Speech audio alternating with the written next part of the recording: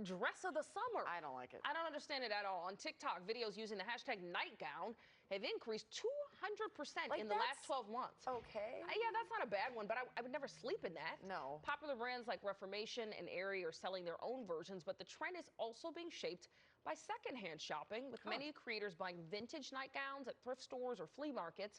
I get that. I love thrifting, but why don't you sleep in it? Why are you taking it outside?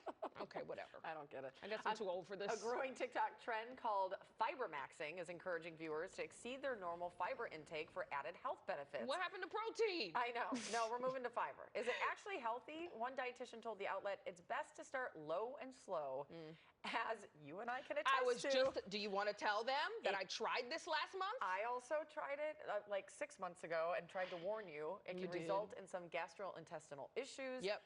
Like everything, it's best done in moderation. Girl had my belly look like Santa Claus. All right, talk about having a killer workout. A Burbank gym, Killer Fitness, is going viral for mixing health and horror for members. Oh my goodness. Classes include horror yoga, terror twist, flexorcism, and slashercise. Oh, I love it. Okay, so in slashercise, participants use stabbing movements, plastic chainsaws, and looped footage of movie killers to get their sweat and adrenaline going. The co-owner, Vanessa Decker, says she wants to make exercising more inviting. Though classes are catered for horror fans, anyone's invited. I told you would like it, Jamie. I think I see used to you be over a there. Tybo fan. Billy Blanks. Yeah. Coming at you. You know we like a little violence. Kcal News at 9 starts right now.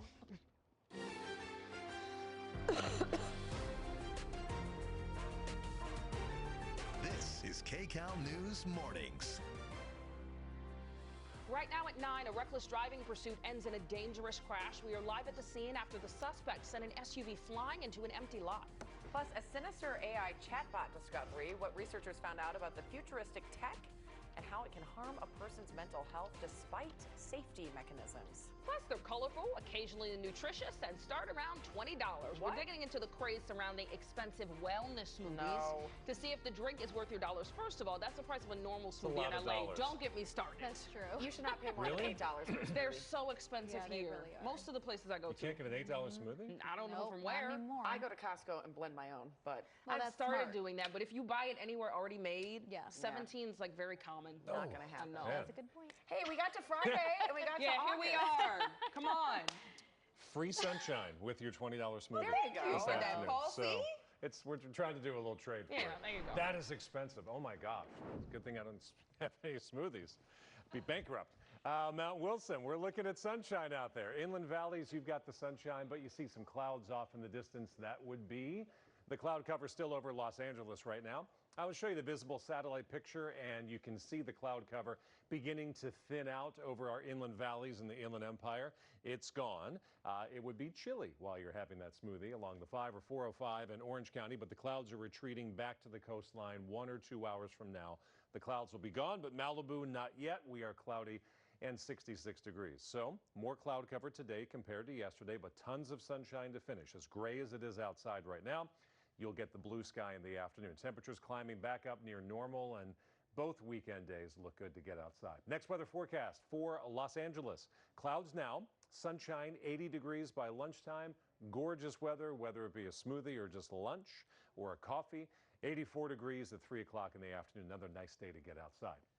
It will be hot inland. You should be in the mid to upper 90s. That's where you will finish the day today. For our valleys, Inland Empire, High Desert, the mountains up to 81.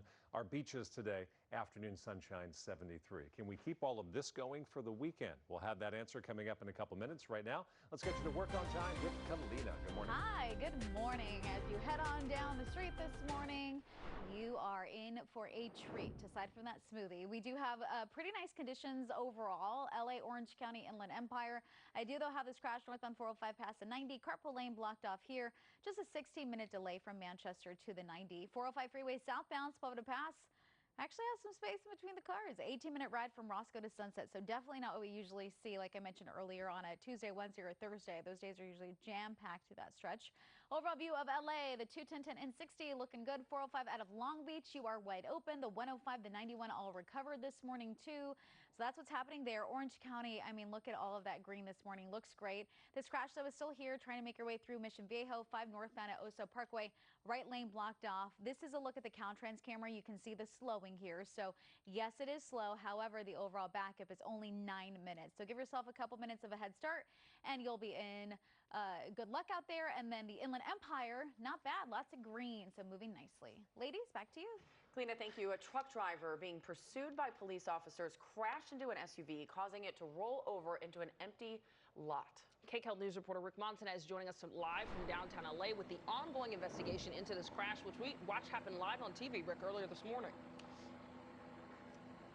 Sheba, Jamie, yes, it was wild to see and horrific, you can imagine, for that innocent victim. The driver struck by that pursuit vehicle, the truck, which is behind us. But we want to show you first her SUV, this woman, an innocent driver who was T-boned here on Trinity and Washington Boulevard in downtown LA. You see it rolled over, landed on its top. We understand the woman is in the hospital this morning. Let's show you that video that again aired live on KCAL News Mornings as SkyCal was overhead. This was a very short pursuit, just a few minutes, and it started a mile and a half away from here at Wall Street and 5th Street, according to LAPD. And so the woman had to be rescued from this SUV, but we can also show you the driver is in custody. The driver from that white pickup truck, the truck is believed to have been stolen. That's what LAPD is telling us this morning. That driver got out of the truck, apparently injured in the crash. Police took him into custody. There were a lot of people who are out and about. There's a lot of people who walk or ride bikes or catch the bus around this part of downtown Los Angeles. And I talked with one man this morning who says just before 7:30 when this happened, he saw the crash. Listen. You know, when you see this, this was a pursuit. They were chasing the guy in a stolen truck, hit an innocent woman. What do you think when you see something like that? Oh, it's bad. I didn't know it was like that. I didn't know. But it was very bad. I know. This shouldn't happen. And so while we were on the air at 8 o'clock this morning, we also saw the suspect being loaded into an ambulance by paramedics. You see some sort of face mask or shield there on his head. That, we understand, is typically used when officers are spit on by a suspect who is in custody. So we're still waiting to hear from LAPD on exactly how he is doing, who he is, as well as hearing how this victim is. As we come back live, you see that white pickup truck. Again, LAPD tells us that truck is stolen, and so we're not sure exactly what started the pursuit, whether they recognized it as a stolen vehicle or whether, exactly what was going on, if the driver was driving recklessly.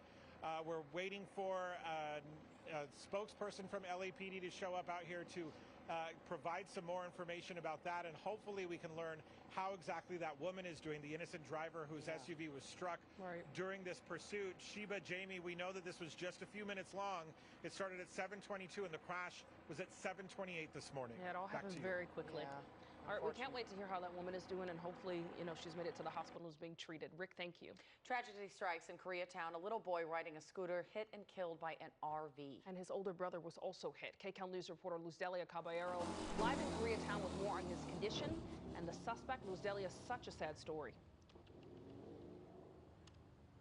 Such a horrific situation here. I mean, the community is in mourning. They tell us they still can't believe that this happened, and it happened so quickly. We are talking about, within a matter of seconds, these two siblings were on the ground and people rushed to the scene to help out. We spoke to one woman earlier who tells us she was actually walking down the sidewalk when she saw the RV zooming by. She tried to get that driver to slow down, yelling at the driver, but that didn't work. Eventually, that RV ended up slamming into the boys that were on a scooter. That driver was arrested on suspicion of DUI.